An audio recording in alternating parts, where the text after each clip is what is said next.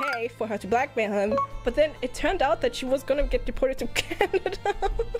To Canada? No, let's move here. Medieval fantasy isekai setting. This is like you cannot read shoujo manga anymore in the last 5 years without seeing this one, and it's everywhere. It's like, oh, the Duchess, and I was the Duchess, and then I became the villainess, and the Duke of the North. Oh, I do like the villainous. My next life as a villainess. I do like that show. That one. I haven't seen it. I've seen about it though. But yeah, it's always like, you know, the same, very similar art style, always fancy dresses. It's not isekai in the sense of like, I don't know, Sword Art Online isekai. We're specifically talking about these like princess, duke, duchess, queen. I don't know, we don't discriminate, you know?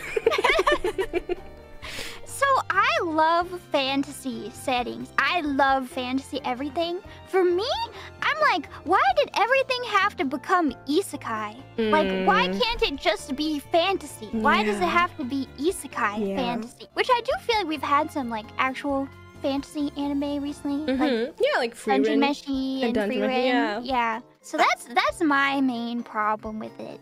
I personally just feel the same way, where it's like, okay, if the isekai plot point is a huge part of the story and it's important, and there might be, you know, a lot of issues, a lot of reasoning. For example, let's say a lot of in romance shoujo is like, she reads this book and then she gets put into the book and then she knows the entire plot of the book, and then that's how she gets to like influence the world. Okay, you know, that can be interesting, but 99% of the time, after the second chapter, the fact that it's an isekai does not come up at all. It's extremely unnecessary. I don't get it. It makes me upset. I couldn't agree with you more. I would say, generally speaking, this is a bit of what I've seen as well, where it's quantity over quality, where they just take this like, oh, that's an interesting premise. They give you the premise, and then the rest is just bad. Like, if it's not gonna be brought up again after the first episode, why is it included at all? Why? Why?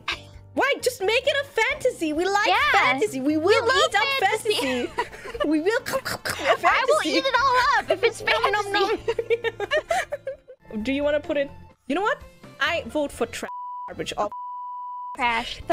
Garbage. All will not say that there isn't a single one out there that can be good, but generally speaking, the vast majority, trash of disgusting. Get it out of our faces.